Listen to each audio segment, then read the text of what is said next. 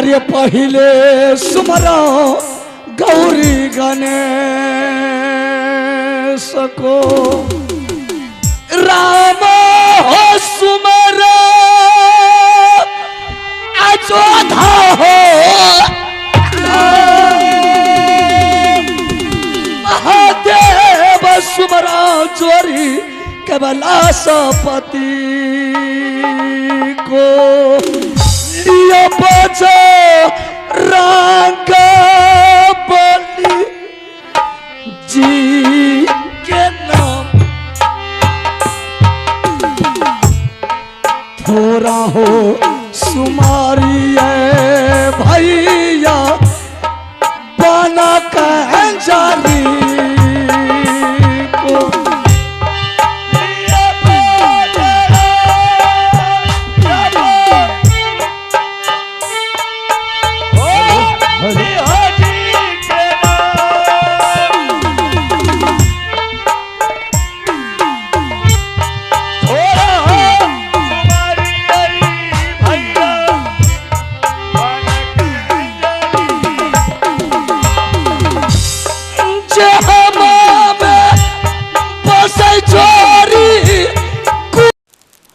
मोरा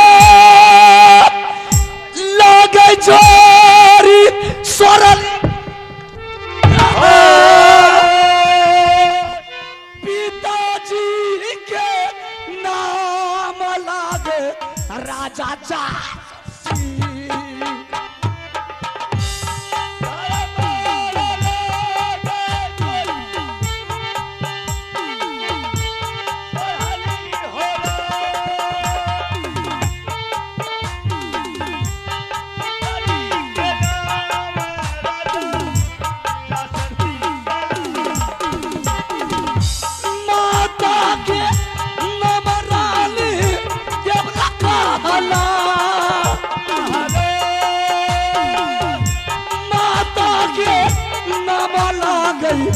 रानी दे बला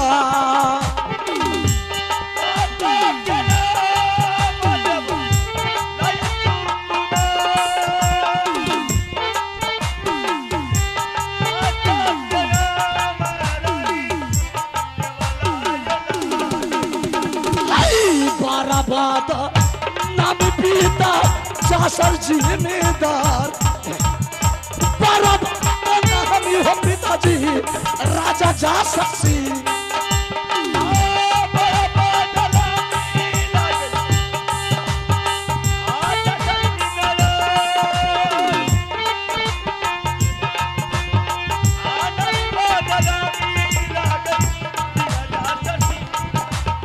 हमारो नाम यल्हा बबुमान बढ़िया राजा रे ऐश्वर्य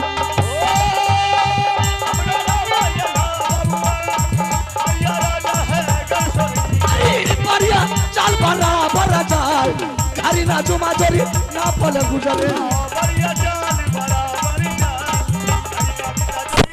राजा दयाब कला यहाँ का चाचा यहाँ छोड़ा चोरी कहना मान हमार चोरी चोरी गोलिल करा चले बहादुर यल्हा सरदार जहाँ का जहरी पर नहीं बदियन के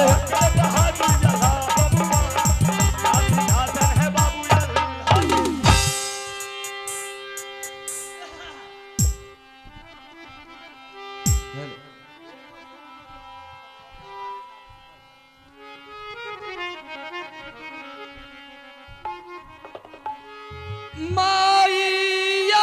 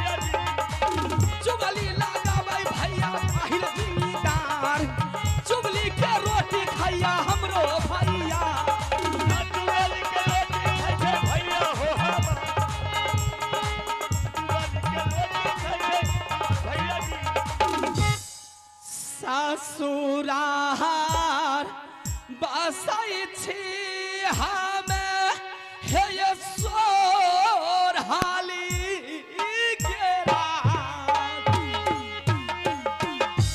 ससुरार बसाई छी दीदी साम इला सोर हाली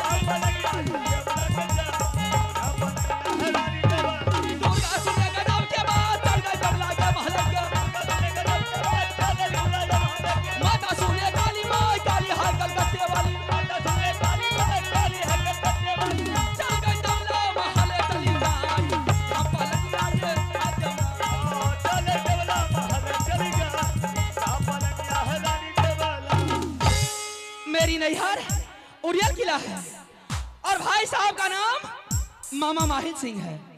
मेरी ससुराल सोरही किला है। भगवान ने एक पुत्र दिए हैं जिसका नाम है आल्हा सिंह।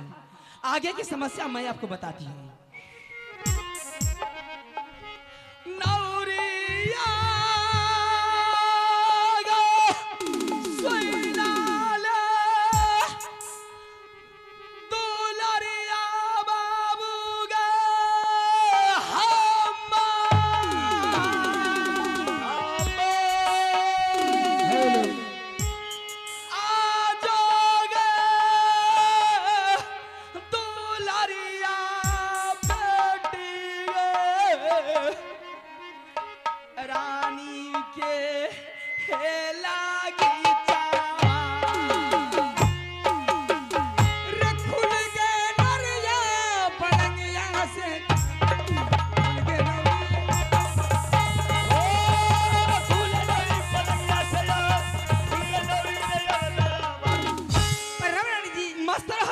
क्या बात है रानी जी? नौरी, मैं जो तुम्हें बुलाई हूँ किस लिए बुलाई हूँ तुम्हें पता है? बुलाई है रानी जी। मैं बताती हूँ, सुनाइए। चला जोगे चला जो बेटी गई पिया दरबारा में गे ना वही महीना बितलाई गे हाय के रानिया रानिया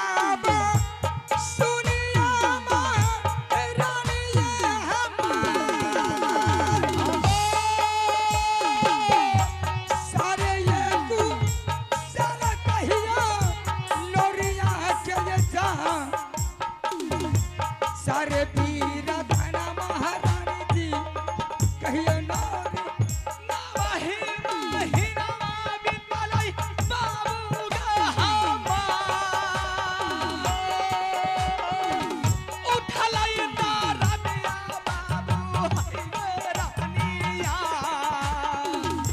रानिया बसूरी जाऊं महारानी की हम के भैया खबर जनाई हमें राजा जी हिया बने सहाला जाई थाई बेटी के हमार हिया बने सहाला जाई थाई हई के हमार या बनाए जय रानी महालो चलो चला ये सड़की नौरिया राजा दाना पार नौरी हरण तुम जी यहाँ से चले जाओ मेरे स्वामीनाथ के दरबार और स्वामीनाथ को सारा कुशल कहा करके सुना देना और जितना जल्द हो चंपापुर से डगरी मंगवा देना 5 मिनट में जा रही हूँ ठीक है मैं बैठती हूँ अरे तब महाराजा तब करलाल चतरा बन गई सलखी नौरी के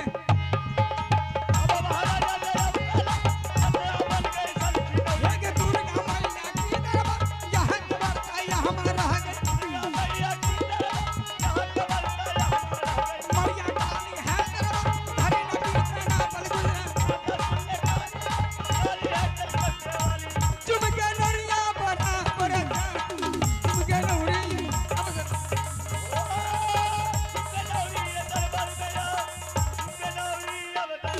राजा याबा सुनिया सरहनी के यो सरदा कर छे पुकार यो राजा जी सलखी नौरिया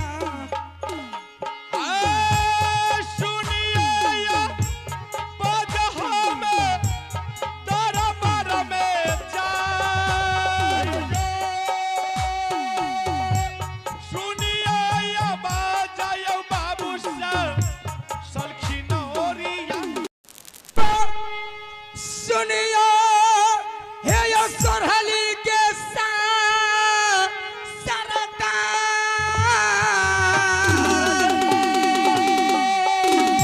हे यो सुनिया कुशाला राजा जी रंग यो मोरी महला के यो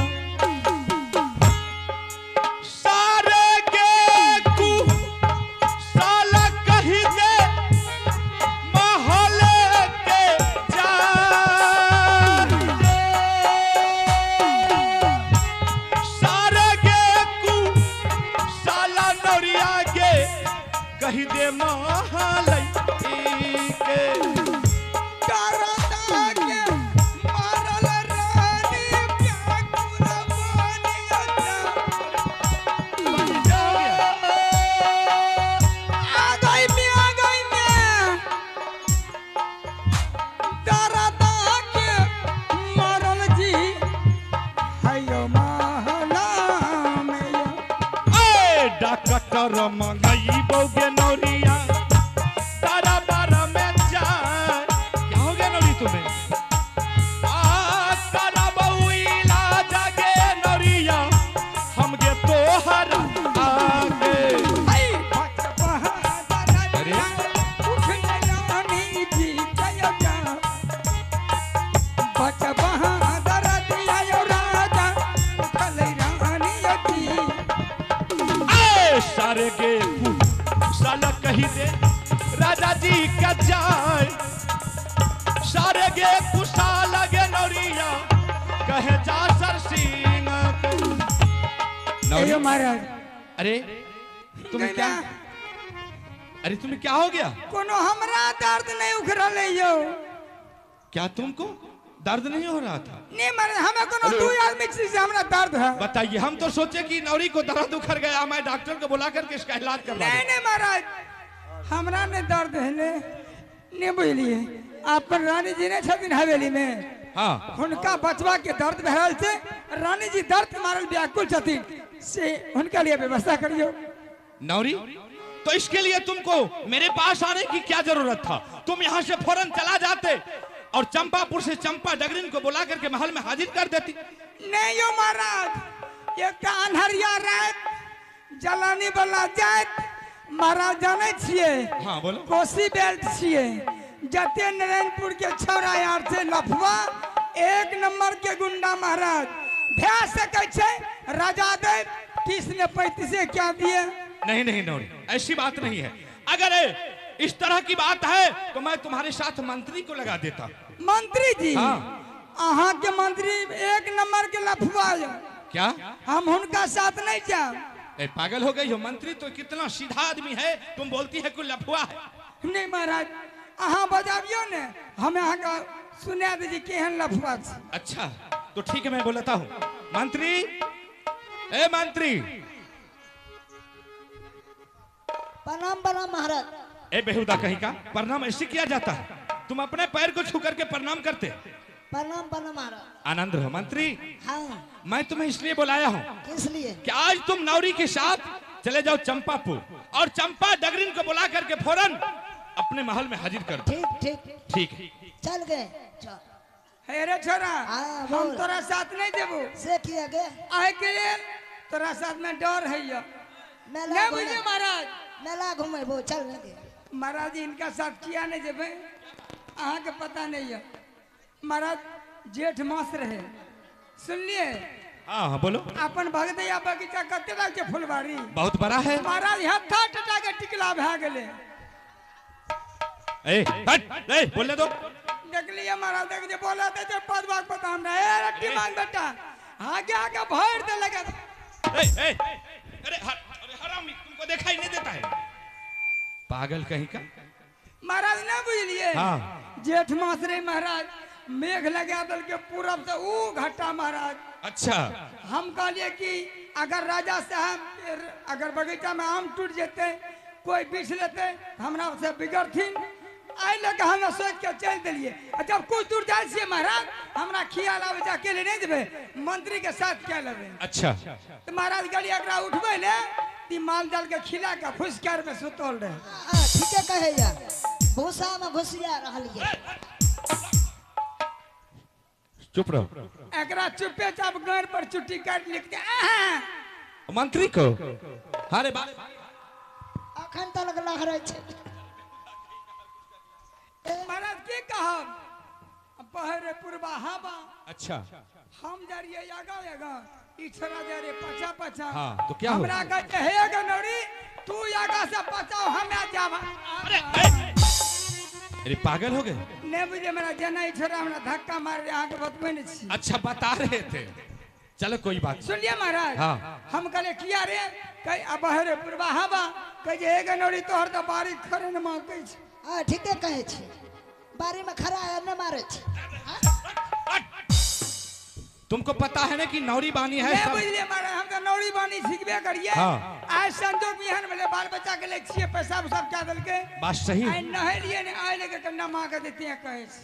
अच्छा तो ये बात है, तो चलो खैर कोई बात नहीं। महाराज उनका साथ नहीं जब हम अकेले जाए। क्या तुम अकेली जाओगी? हाँ। तो ठीक है जाओ और फौरन चंपा डगरिन को बुला करके महल में हाजिर कर दो। ठीक है महाराज। ठीक है मैं आराम करता हूँ। आ राजा यहाँ बसूनी यो सुरली के यो सारदा जय भयो हो अकेली यो राजा चंपापुर यो नगर के। ए डगरिन के सुन ले या रजिया हमार चल दीपो ला दे डगरी तू गे चंपा डगरिन के। राजा यो सुनी सुरली के यो सारदा हाँ अपना यो जय यो हेलो हेलो बराबर के यो जा चलो लइए सखिया नरिया चंपापुर यो नगर। कर छो या राम के डगरिन जसर महाराज कर छो या राम गे नरिया है गे जसर सिंगाना। अरे साहब महाराजा का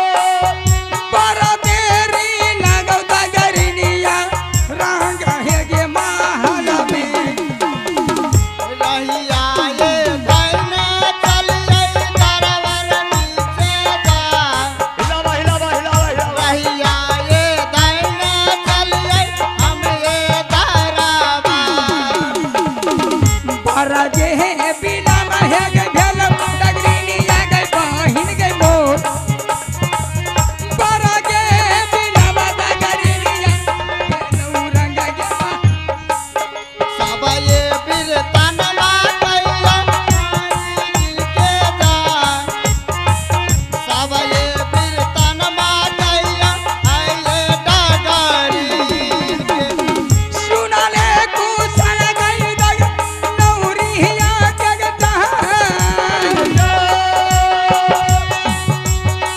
सुनाले कुशल दगरिनिया हाय गे नौरिया एगे एगे हमें बेकल भए गेले सिगरेट की कर रही गे एगे हैं हमें बच्चा निगरिए के बच्चा पीबे रहिए के हाय समझली एगे तोरो बच्चा तो नन खड़ गे एक हमरा बच्चा नहीं छे त हाय हमरा बच्चा एगे आ तब तोरा भोज जाग गेलो गे एगे की बोले तोरा भोग जागले गैमिया बोलल नहीं जाय छै की बोले बोली ना एगे अपन रानी जी नहीं छथिन हवेली में हां हुनका बचबा के दर्द है छै से रानी जी हमर दर्द के मारल परेशान छथिन से जल्दी चलही आगो माय गो एगे एगो बात सुनै छी बोली ने हमरा जात में बान भ गेले य हाय समझली कहते हे बा फलना के पोतो हे बजाय छै अथी करबै ला तो ओय में तुरंते अथी कर ए गई त हमहू जान जी तोरा जात में बाण भ गेलो हाँ। चलानी के रात के नहीं जाते से परसौती करे आ वो में 12 बजे छै रात त कना में लाटा फुपे गन गे नहीं के कुछो न संग में हम जे रहबोगे हां चल चल चल चल चल चल चल डगरिया महला गए पहिना मो धरले डगर डगरिया रंग हे महला गए जल्दी से चलियो नौरिया सरवर भी से जान जल्दी से चलियो नौरिया आइए दारावा हे के बहन कहना मारो हमार चलियो डगरिया महला या दुर्गा मैया है दरबार बम हिंदू है देवी चुपके दगरी महल चली जा चुपके दगरी लिए रंग महलों में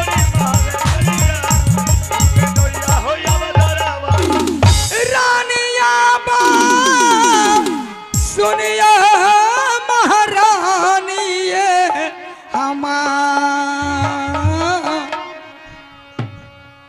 या दैले दा करिनिया या रानी की रंग ये महला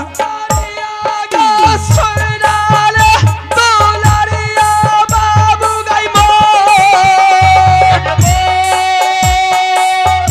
या बने सहाला गई जाई छै हई गे रानिया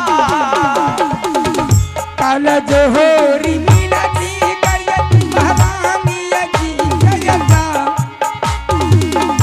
इतना या नदिया या रानी रहल नौरिया जियो गे दुलारिया बेटीला भागे बारस हमारो गे याद हाय और डाल का जिया दुनिया डगरी